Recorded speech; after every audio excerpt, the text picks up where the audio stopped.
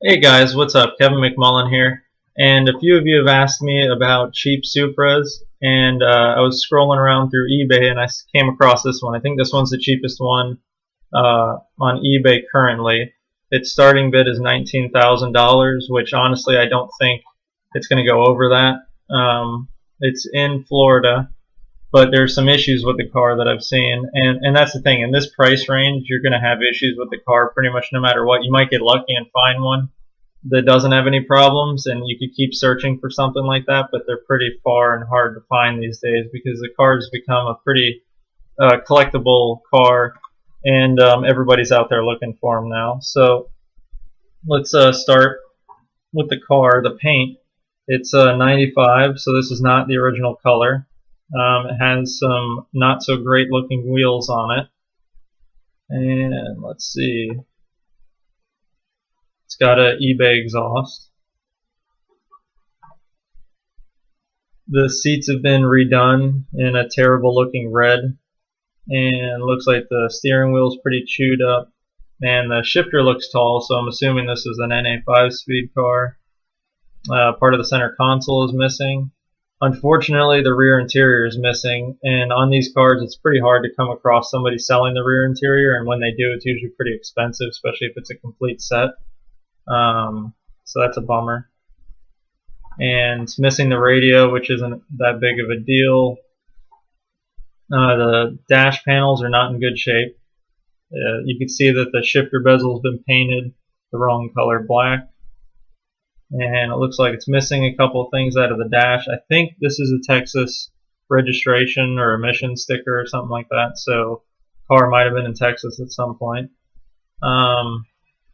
This black plastic panel along the rocker there, that is not factory. Don't know where that came from. And it's also missing the plastic trim that covers the carpet on the edge. It's got white faced gauges, which looks terrible. You can see that the steering wheel is pretty chewed up. And that's all the pictures, no engine bay pictures. So let's dig in a little deeper. It's got 105,000 miles, so not terrible for an NA car. But right here, it's got a rebuilt title.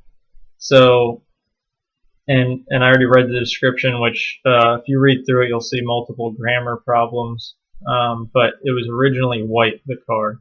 So it's got quite a few things working against it. It's got the fact that it was a white color car, color changed, which on other cars it might not affect value so much, but on the Supra, because it's become more of a collectible car, it does diminish the value.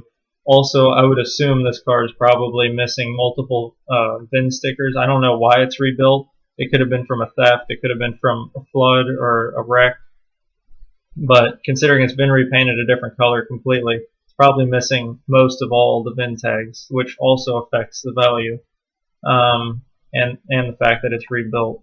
And then on top of that, he's changed out some things that are not very tasteful, like taking out the rear interior, making the seats red. One of the things you'll find with these cars is the ones that pull the most money are generally interior-wise like 100% factory, and that's kind of what people want. They want, pretty much stock-looking car on the inside and fairly stock on the outside. So, maybe running a TRD wing, some different wheels, and a front lip. That's pretty much the most you want to do to these things. If you start doing body kits and all that, you start killing the value on them.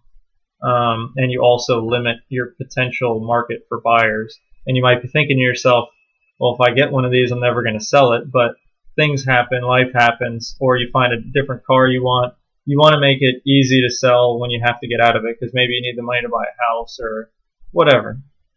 So you want to be able to get out of the car easily, so you want to make it to where it conforms to, the stereotypical kind of Supra look. So yeah, I mean, me personally, I don't think it's going to go over 19,000. I think this car will sell for about 15 or 16,000 because of the history on it, because of the color change, because it's missing VINs, and because it has untasteful modifications on the inside, and and the wheels and everything. So, but this is pretty much the the market on these things, and This is pretty much what you're going to be finding if you're looking in this price range, is something that's had some negative things done to it and has a questionable past, but that's really the only way you can get them somewhat inexpensive. And something to think about on this is that if you don't quite have the money to buy it, or let's say you do have the money to buy it, but you're investing that money elsewhere, making you a good return, you might want to consider getting a PenFed credit union loan.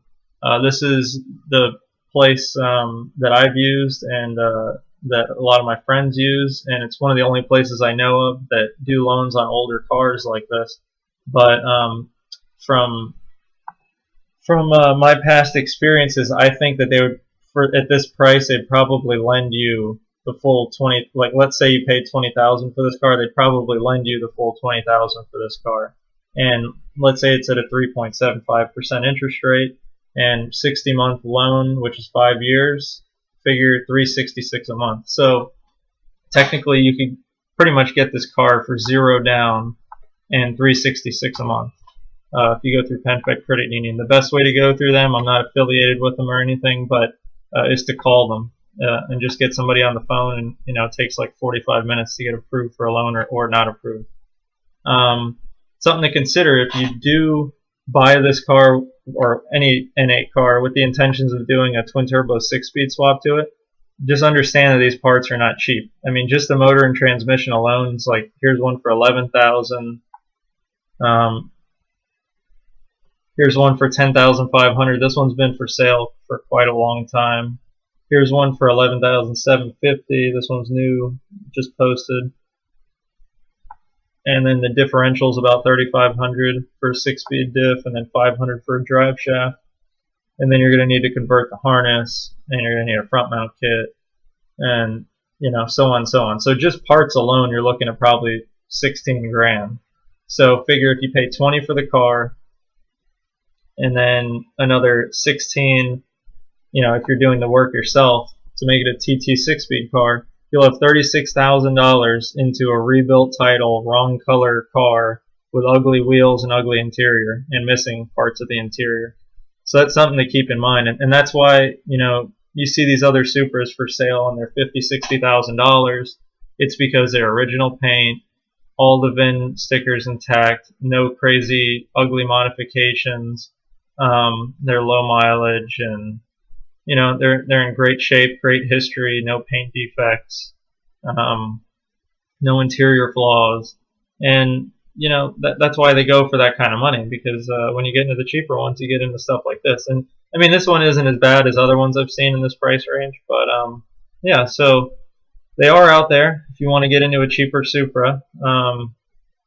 They are out there, like I said in my other video on how to get a Supra with no money, which is pretty much one of those options. You wouldn't have to put any money down.